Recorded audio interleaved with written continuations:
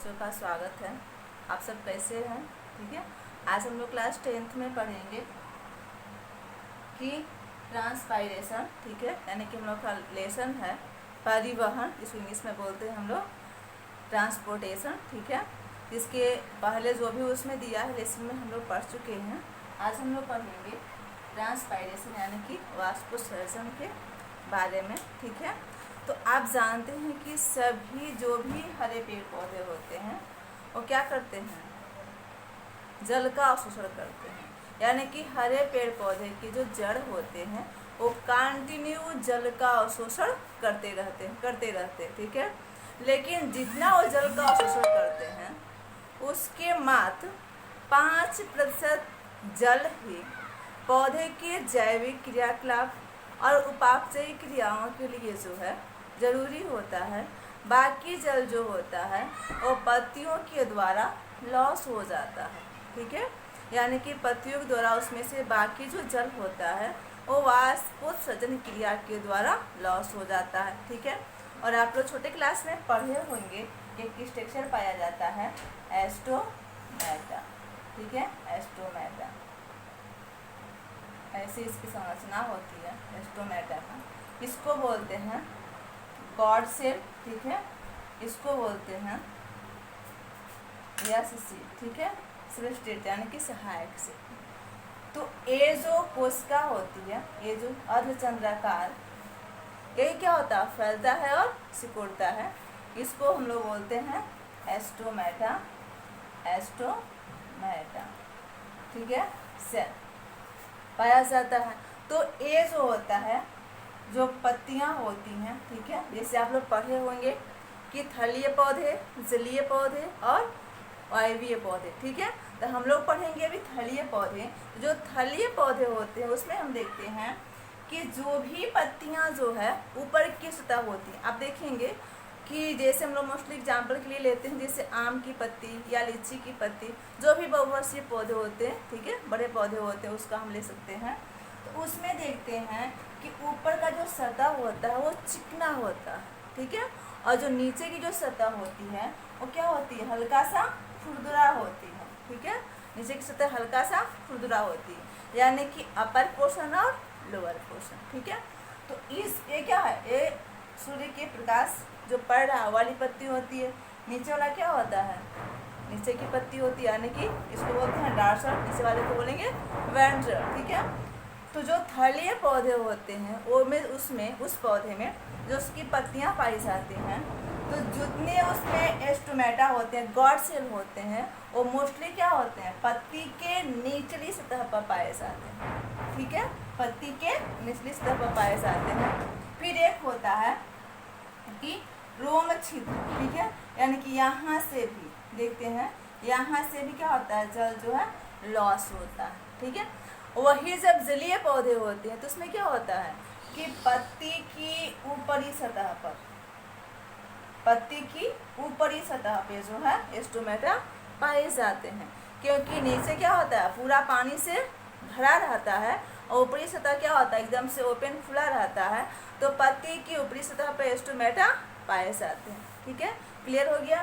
तो देखेंगे हम लोग जो है कि ये जो पत्ती निचली सतह जो एस्टोमेटा पाए जाते हैं, इसमें जब जल जड़ के द्वारा पत्तियों तक पहुंचता है तो क्या करता है? सभी जो जल होते हैं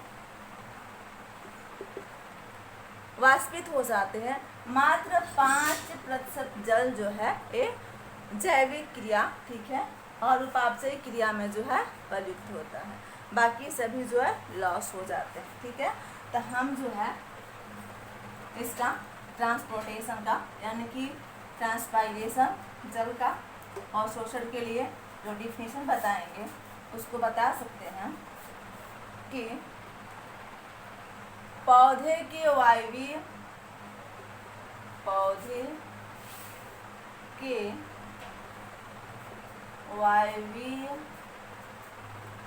भागों द्वारा अवशोषित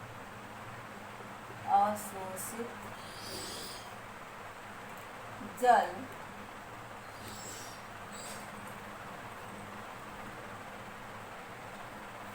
पौधे के वायु भाग अवशोषित जल जीवित ऊतकों द्वारा जल को बाहर निकालना या ह्रास होना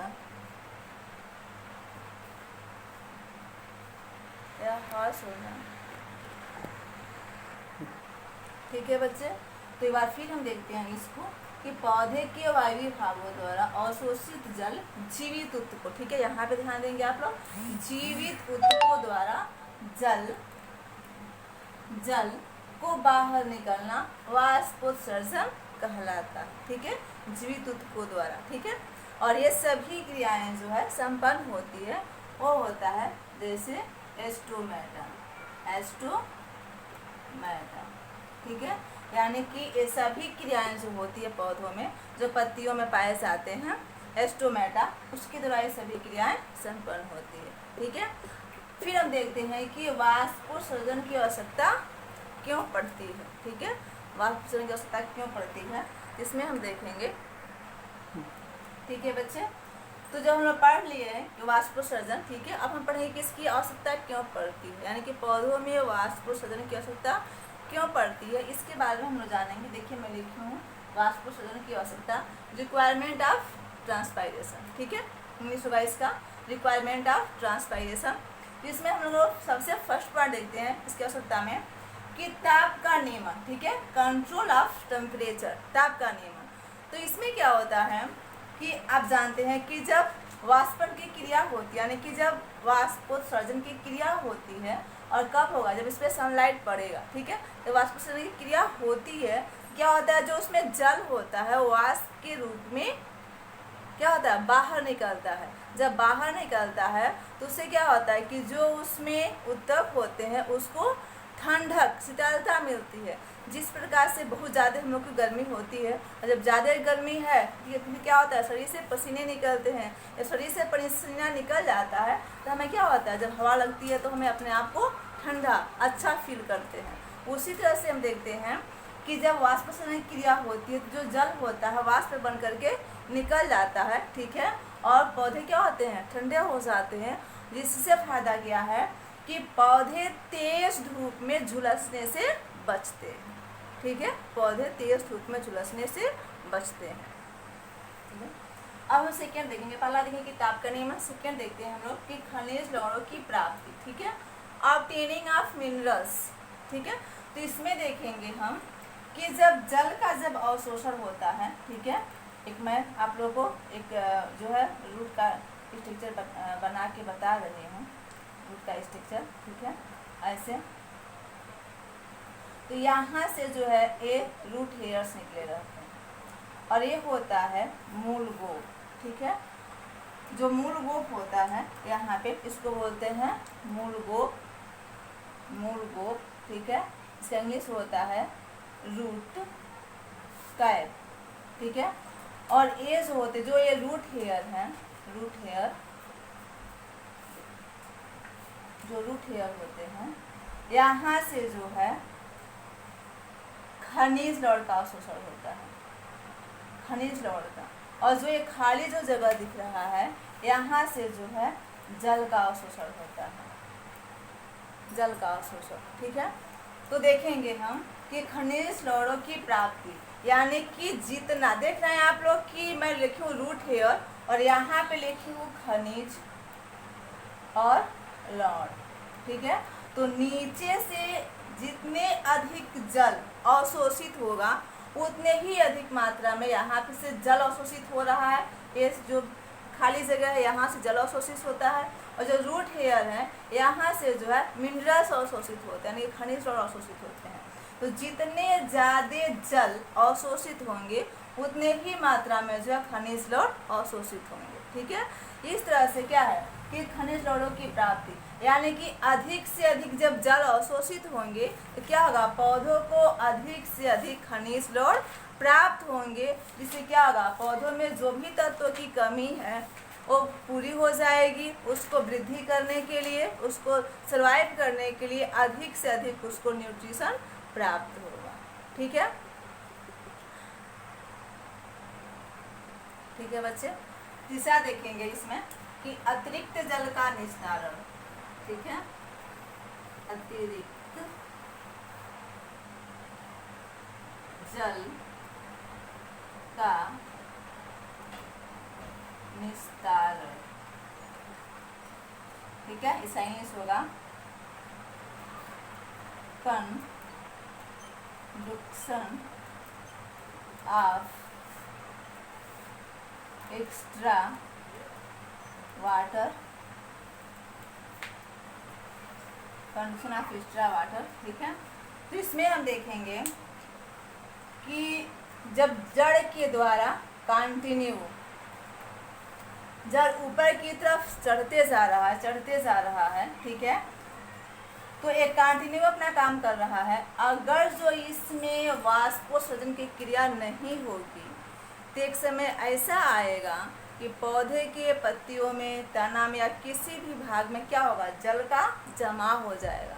और जब जल जमा हो जाएगा तो उसकी सारी क्रियाएं ब्लॉक कर जाएंगे, रुक जाएंगी, और फिर धीरे धीरे क्या होगा, वहाँ से सड़न स्टार्ट हो जाएगा।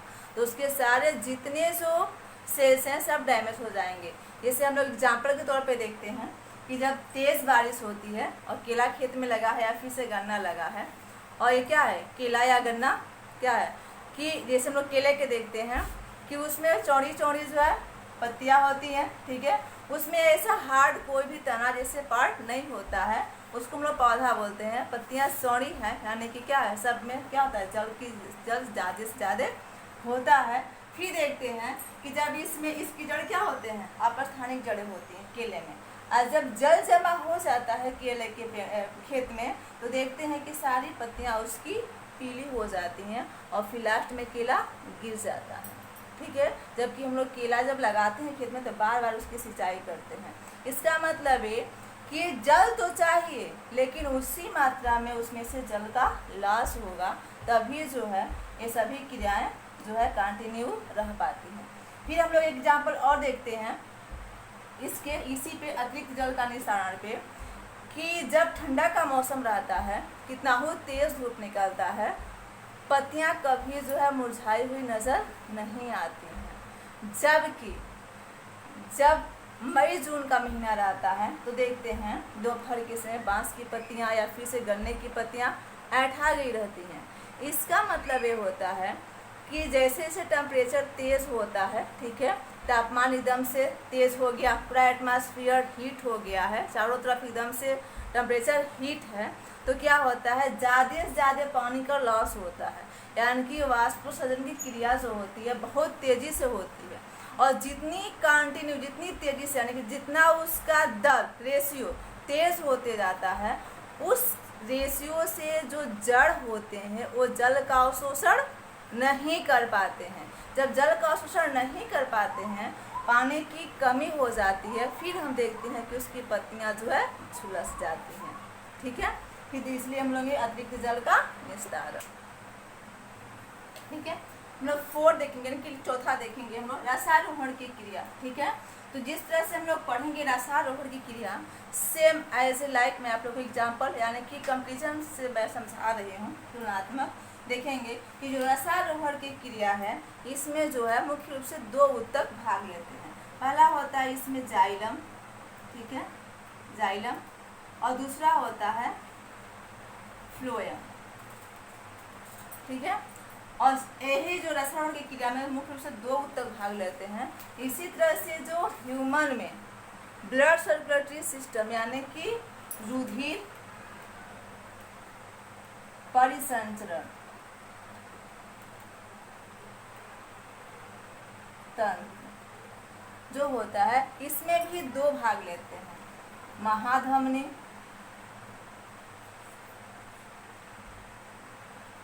और महाशिरा। ठीक है, और दोनों इसमें क्या होता है, एक तरफ से आता है दूसरी तरफ से बाहर निकलता है। इसमें क्या हो रहा है कि एक तरफ से ऊपर कंटिन्यू चढ़ता है और दूसरा क्या करता है कि पत्तियों में बने हुए भोजन को पौधे के विभिन्न ऊतकों तक पहुंचाने का कार्य करता है। ठीक है, तो देखेंगे हम लोग कि जो जाइलम होता है तो जल लेके जाता है। ठीक है, एक कंटिन्यू जल को क्या करता है ऊपर की तरफ चढ़ाते रहता है, यानी कि क्या करता है जो जड़ होते हैं उसमें एक चूसड़ अंतः चूसड़ उत्पन्न होता है, जिसे क्या कहता है लगातार पानी को जो है अवशोषित करके पत्तियों तक पहुंचाते रहता है। तो आखिर इतने लंबे लंबे पेड़ जो होते हैं, बड़े पेड़ होते हैं, उसमें इतनी गुरुत्वाकर्षण बल के विरुद्ध जल ऊपर की तरफ कैसे चढ़ जाता है, ये हम लोग के दिमाग में क्वेश्चन आएगा। ठीक है, तो हम इसके लिए लेते हैं एक एग्जाम्पल, देखेंगे एग्जाम्पल लिख लेंगे यहाँ पे। ठीक है, और मैं आप लोग एक दिन बताई हुई थी कि एज सपोज दैट कि ये तना है। ठीक है, और तना है, इसके अंदर क्या है जाइलम और फ्लोएम के ऊतक पाए जाते हैं, कोशिकाएं पाई जाती हैं। और आप लोग ये पढ़ चुके होंगे कि जो जाइलम के 4 भाग होते हैं, ठीक है, और फ्लोएम के 4 भाग होते हैं। आइए समझ है, तो जाइलम मुख्य रूप से क्या है जाइलम और फ्लोएम। तो ये जो इसकी जो बाहरी जो दीवार होती है तना की, जिसको हम लोग बोलते हैं सेल वाल, सेल वाल, ये क्या करता है जो सेल वाल होता है वो अंदर की तरफ बल लगाता है। ठीक है, और अंदर की तरफ एक बल लगता है, इसको बोलते हैं टर्गर प्रेशर, टर्गर प्रेशर, यानी कि स्फीति दाब। ठीक है, तो ये जो भित्ति दाब यानी कि जो सेल वाल है ये बाहर से अंदर की तरफ दाब डालता है, और जो टर्गर प्रेशर है क्या करता है अंदर से बाहर की तरफ दाब डालता है। तो क्या होता है कि दोनों का बल जो होता है इक्वल होता है, बट इसका जो डायरेक्शन होता है वो अपोजिट होता है, यानी कि दोनों जो बल लगाते हैं वो बराबर लगाते हैं, लेकिन इसकी दिशा क्या होती है विपरीत होती है। ये अंदर से बाहर की तरफ लगा रहा है और ये बाहर से अंदर की तरफ लगा रहा है, जिसके कारण क्या होता है कि इसकी कोशिकाएं फैली रहती हैं। ठीक है, और कंटिन्यू जब जल चढ़ गया तो ऊपर की तरफ चढ़ते जाता है, नीचे की तरफ नहीं आता है।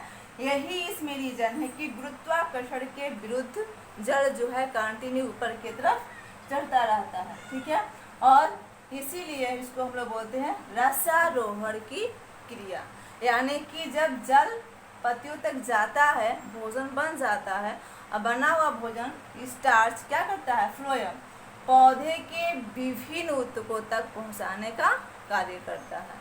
ठीक है,